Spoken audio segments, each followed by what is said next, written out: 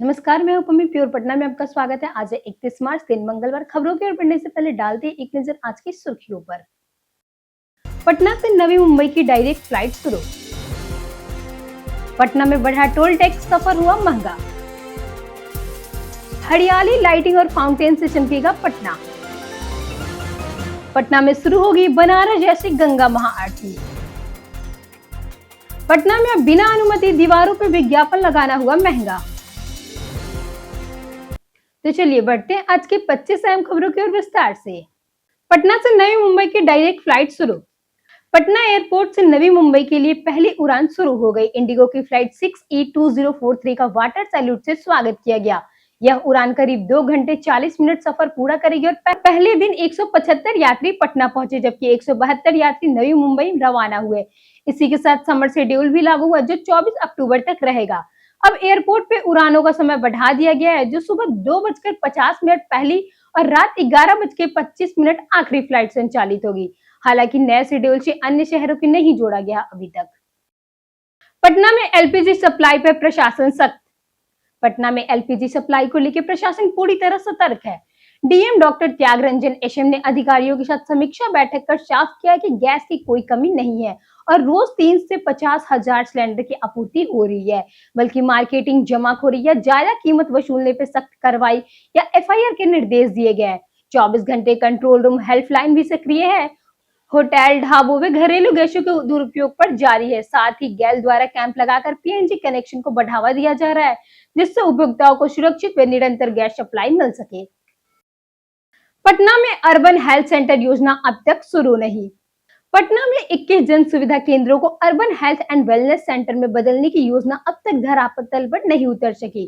दिसंबर 2024 से शुरू होने वाली इस परियोजना के तहत केवल 9 ही स्वास्थ्य विभाग को मिले हैं, जो भी जर्जर हालत में है। मरम्मत और बुनियादी सुविधाओं के अभाव में ओपीडी सेवाएं शुरू नहीं हो पा रही है। सर्जन के अनुसार इंफ्रास्ट्रक्चर तैयार करना स्मार्ट सिटी की जिम्मेदारी है। डॉक्टरों की नियुक्ति हुई थी, लेकिन स्टाफ की कमी और खराब स्थिति के कारण आधे से अधिक डॉक्टर पद छोड़ चुके हैं, जिससे योजना और प्रभावित हुई है। पटना एयरपोर्ट पर सस्ता कैफे, फ्री वाईफाई शुरू। पटना के जयप्रकाश नारायण अंतर्राष्ट्रीय हवाई अड्डे पर उड़ान यात्री कैफे और फ्री वाईफाई शुरू सेवा कर दी गई है। केंद्रीय मंत्री किंजरापु राम महोदय नायडू ने इसका ऑनलाइन उद्घाटन किया।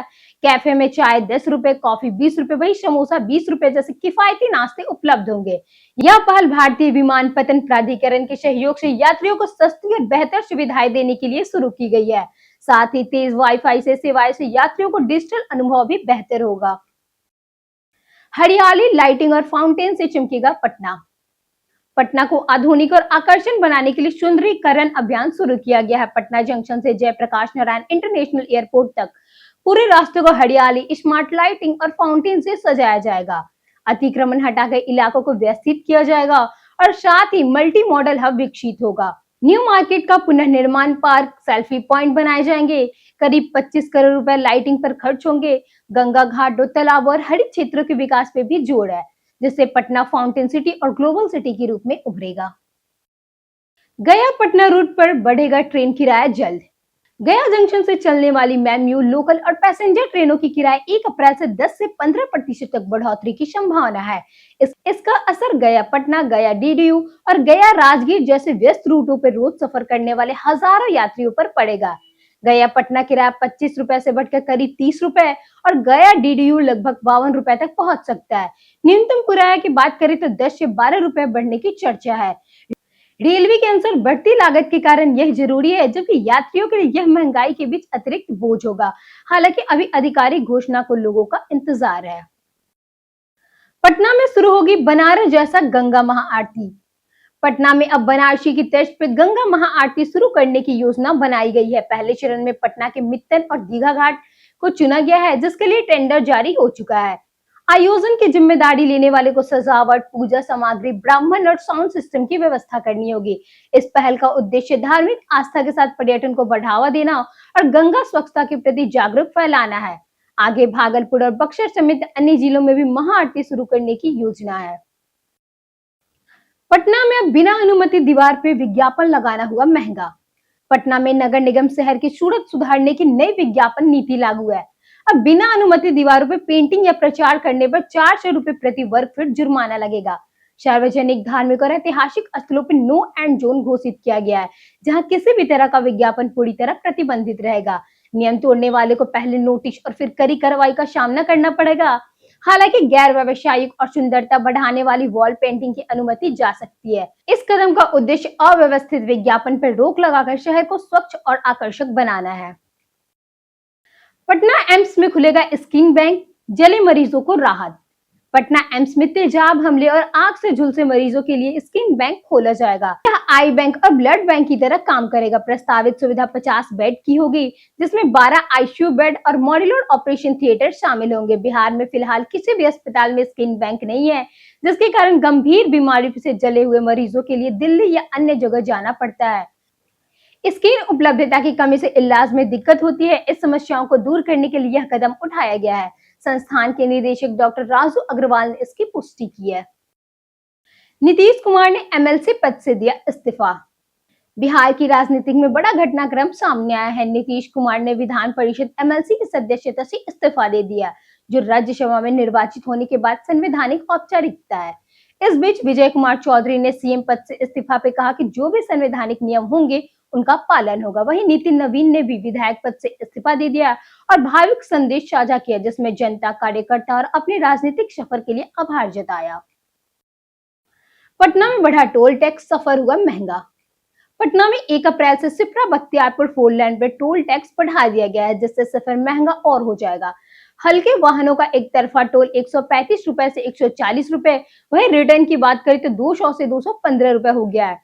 मासिक पास 4,475 से बढ़ा के 4,730 रुपए हो गया है। छोटे कमर्शियल वाहनों का शुल्क 215 रुपए और बस ट्रकों की बात करें तो 435 रुपए कर दिया गया है। भारी वाहनों पर भी बढ़ोतरी हुई है। वहीं स्थानीय लोगों के मासिक आय पर भी इजाफा हुआ है। एम्बुलेंस, सेना और पुलिस को विशेष छूट जारी रहेगी। बारिश के बाद राजधानी की सड़कें बनी खतरनाक। पटना में बारिश के बाद सड़कों की जर्जर हालत ने लोगों की मुश्किलें बढ़ा दी है। बाईपास से लेकर प्रमुख इलाकों तक सड़कों पे गड्ढे, फिसलन से हादसे बढ़ रहा है। नाला निर्माण, गैस पाइपलाइन और नमामि गंगे परियोजना के तहत खुदाई के बाद समय पर सड़क मरम्मत नहीं हो रही। कंकरबाग, मलाही पकरे और बुद्धा मार्ग जैसे इलाकों में खराब है, जहां ई रिक्शा पलटने और बाइक सवारी की गिरने की घटनाएं हो रही है। नगर निगम व अन्य एजेंसियों की लापरवाही से समस्या और गंभीर हो गई है। जानिए आज कैसा रहेगा पटना के मौसम का मिजाज। पटना में मौसम गर्म और थोड़ा उमस भरा रहने की संभावना है। दिन का तापमान लगभग 34 से 36 डिग्री तक पहुंच सकता है, जबकि रात की बात करें तो 22 से 24 डिग्री के आसपास रहेगा। आसमान आंशिक बादल रूप से ढका रहेगा, जिससे कभी धूप तो कभी छांव महसूस होगी। उत्तर पश्चिमी दिशा से हल्की से मध्यम हवाएं चल सकती है, जो गर्मी से थोड़ा राहत दिलाएगी। बारिश की संभावना कम है, लेकिन बादलों की आवाजाही बनी रह सकती है। कुल मिला के बात करें तो आज का दिन गर्म रहेगा, इसलिए बाहर निकलते समय धूप और गर्मी से बचाव करना जरूरी है। बिहार के चेस खिलाड़ियों को मिलेगा अंतर्राष्ट्रीय अनुभव। पटना के कंकरबाग स्थित पाटलिपुत्र स्टेट कॉम्प्लेक्स में बिहार चेस शोडाउन के तहत रूसी ग्रैंड मास्टर पीटर 35 खिलाड़ियों के साथ मुकाबला करेंगे। इस योजना से स्थानीय खिलाड़ियों को अंतर्राष्ट्रीय स्तर पर सीखने का अवसर मिलेगा। Bihar chess association chess dedicated centre बनाने और पीटर को ट्रेन के रूप में जोड़ने की योजना बना रहा है। पीटर ने बिहार के खिलाड़ियों की प्रतिभा और जुनूनों की सराहना करते हुए कहा कि सही प्रशिक्षण से वे अंतर्राष्ट्रीय स्तर पर बड़ी सफलता हासिल कर सकते हैं। अब हर अस्पताल में एसिड पीड़ितों का मुफ्त इलाज। पटना के एक जागरूकता कार्यक्रम के दौरान हाई कोर्ट के चीफ जस्टिस ने एसिड अटैक को मानवता के खिलाफ अपराध बताते हुए सख्त कार्रवाई पर जोर दिया। उन्होंने कहा कि पीड़ितों को दिव्यांग श्रेणी में रखकर सरकारी सुविधाएं दी जा रही है। न्यायाधीशों ने निर्देश दिया है कि सभी सरकारी और निजी अस्पतालों में एसिड पीड़ितों से मुफ्त इलाज की जानकारी वाले बोर्ड लगाए जाए। बिहार में बढ़ते मामलों को देखते हुए जांच तेज की गई है और दोषियों के लिए कड़ी सजा का प्रावधान है। पीड़ितों के लिए 181 हेल्पलाइन और मुआवजा व पुनर्वास की सुविधाएं भी उपलब्ध है। पटना में नाबालिग अपराधियों के लिए सुधार सुविधा। पटना में अपराध में संलिप्त नाबालिग लड़कियों के लिए अगले महीने 50 क्षमता वाले प्रवेशन गृह शुरू होगा। अभी उन्हें उत्तर रक्षा गृह में रखा जाता है, जिससे अन्य लड़कियों को परेशानी होती है। यह केंद्र सुधार और पुनर्वास पर केंद्रित होगा, जहां सिलाई, कढ़ाई, पेंटिंग, कंप्यूटर और ब्यूटिशियन जैसे कौशल विकास सिखाकर आत्मनिर्भर बनाया जाएगा। गंभीर मामलों में शामिल लड़कियों के कारण कड़ी सुरक्षा रहेगी, जैसे महिला पुलिस वार्ड और सीसीटीवी कैमरे की निगरानी शामिल है। सीमित लोगों को ही प्रवेश मिलेगा और जरूरतमंदों को कानून सहायता व काउंसलिंग भी दी जाएगी। पटना के पर्यटन स्थल में आज बात होगी संजय गांधी बायोलॉजिकल पार्क की। संजय गांधी बायोलॉजिकल पार्क यह पटना का एक प्रमुख पर्यटन स्थल है, जिसे आमतौर पर पटना जू के नाम से जाना जाता है। यह लगभग 153 एकड़ क्षेत्र में फैला हुआ, जहां बाघ, शेर, हाथी, हिरन, भालू सहित अनेक वन्य जीवों को देखा जा सकता है। उद्यान में एक सुंदर झील, हरियाली और बॉटनिकल गार्डन भी है, जिसे प्राकृतिक प्रेमियों के लिए एक खास बनाता है। यह स्थान बच्चे और परिवारों के लिए घूमने फिरने और वन्य जीवों के बारे में सीखने का एक बेहतरीन केंद्र है।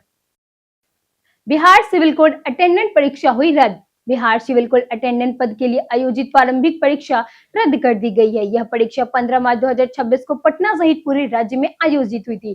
कुल 1673 पदों पर भर्ती के लिए वर्ष 2022 में विज्ञापन जारी किया गया था। परीक्षा के बाद सभी उत्तर पुस्तिकाएं जांच के लिए पटना सिविल कोर्ट लाई गई थी, जिसे इस परीक्षा का कन्वेनर भी बनाया गया था। हालांकि किन कारणों से परीक्षा रद्द की गई है, इसकी अभी आधिकारिक जानकारी सामने नहीं आई है। अब अभ्यर्थियों को नई परीक्षा तिथि का घोषणा का इंतजार करना होगा। स्मैक तस्करी मामले में हमला, कई आरोपी चिन्हित। पटना के बुद्धा कॉलोनी क्षेत्र में नारकोटिक्स टीम पे हमले के मामले में पुलिस ने कार्रवाई तेज कर दी है। हालांकि छापेमारी में 3 महिलाओं के साथ गिरफ्तार किया गया, जिनमें एक आपराधिक रिकॉर्ड भी है। अब तक कुल 7 अपराधियों को गिरफ्तार हो चुकी है और करीब 30 लोगों की पहचान की गई है। 17 मार्च को स्मैक तस्करी की सूचना पर कई टीमों पर स्थानीय लोगों ने पथराव किया और आरोपियों को छुड़ाने की कोशिश की गई। स्थिति नियंत्रण में लाने के लिए पुलिस को 2 राउंड फायरिंग करनी पड़ी। मामले में 7 नामजद और 60 अज्ञात के खिलाफ एफआईआर दर्ज है। पटना में पैक्स अध्यक्ष के घर एक हथियार बरामद। पटना के नौबतपुर थाना क्षेत्र में पुलिस ने गुप्त सूचना के आधार पर पैक्स अध्यक्ष रविंद्र कुमार के घर छापेमारी कर अवैध हथियारों का जाखिरा बरामद किया। कार्रवाई में 2 देसी कट्टा, 16 जिंदा कारतूस, 20 खोखा, एक चाकू और 89,810 नगद मिले।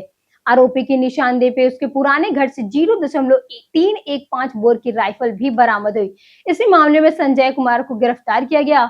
पुलिस ने आर्म्स एक्ट के तहत केस पे दर्ज की गई और हथियारों के स्रोत और संभावित नेटवर्कों की जांच शुरू कर दी है। पटना पेट्रोल पंप पर हथियार के बल लूट। पटना के पालीगंज अनुमंडल स्थित विक्रम थाना क्षेत्र के गोरखरी गांव में रविवार शाम एक पेट्रोल पंप पर लूट की घटना आई है।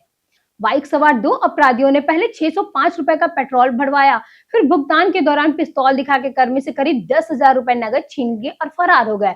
दोनों हेलमेट पहने हुए थे और सीसीटीवी में पूरी वारदात कैद हो गई है। सूचना पर पुलिस मौके पर पहुंची, लेकिन अब तक आरोपी भाग चुके थे। पुलिस जांच में जुटी हुई है, जबकि लिखित शिकायत का इंतजार किया जा रहा है। पटना सिटी सामुदायिक भवन से 8 लाख शराब बरामद। पटना सिटी के मेहंदीगंज थाना क्षेत्र स्थित महेशपुरी बड़ी आखरा सामुदायिक भवन से पुलिस ने छापेमारी कर करीब 8 लाख की अवैध विदेशी शराब बरामद की। गुप्त सूचना के आधार पर इस कार्रवाई में 2 संदिग्धों को हिरासत में लेकर पूछताछ की जा रही है। पुलिस यह पता लगाने में जुटी है कि इस अवैध कारोबार में कौन लोग शामिल है और शराब की खेप कहां लाई गई थी और कहां तक पहुंचाई जानी थी। स्थानीय लोगों ने सामुदायिक भवन के लिए दुरुपयोग कर हैरानी जताई। पुलिस ने कहा कि पूरे नेटवर्कों को ध्वस्त करने के लिए गहन जांच जरूरी है। बिजली बिल बढ़ोतरी पर तेजस्वी यादव का वार। बिहार में बिजली बिल बढ़ोतरी को लेकर सियासत तेज हो गई है। नेता प्रतिपक्ष तेजस्वी यादव ने नीतीश कुमार और भाजपा पर चुनावी वादों से पलटने का आरोप लगाया। उन्होंने 125 यूनिट मुफ्त बिजली के वादे को याद दिलाते हुए सरकार पर जनता से ज्यादा वसूली का आरोप लगाया। नई दरों के अनुसार अलग अलग समय पे बिजली महंगी होगी। तेजस्वी ने सरकार पे खजाना खाली करने और भ्रष्टाचार बढ़ने और चुनाव में सरकारी पैसे के दुरुपयोग के आरोप भी लगाए। उन्होंने कहा कि आने वाले समय में जनता पर आर्थिक बोझ और बढ़ेगा। एमआई बनी 300 मैच खेलने वाली पहली टीम। मुंबई इंडियंस ने आईपीएल 2026 में कोलकाता नाइट राइडर्स के खिलाफ मैदान पर उतरते ही इतिहास रच दिया। टीम 300 मैच खेलने वाली दुनिया की पहली फ्रेंचाइजीज बन गई।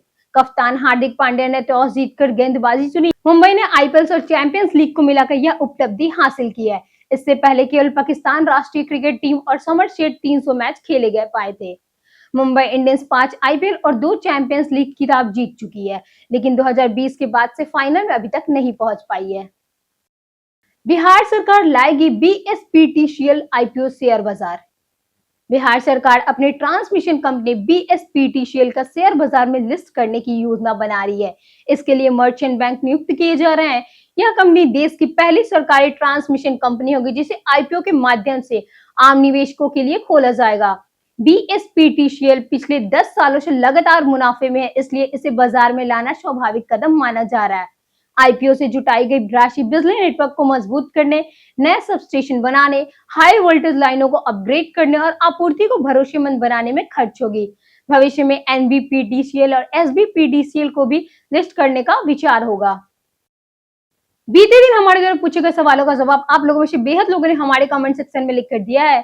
जिन्होंने हमारे द्वारा पूछे गए सवालों का जवाब दिया उनके नाम है राकेश मिश्रा, मुकुल कुमार, संजीव कुमार, राजीव रंजन और कृष्णा कुमार। इसी के साथ बढ़ते हैं आज के सवाल की और आज का सवाल है, आपके मोहल्ले में सफाई और कचरा प्रबंधन की स्थिति कैसी है? आप अपना जवाब हमें हमारे कमेंट सेक्शन में लिखकर जरूर बताएं।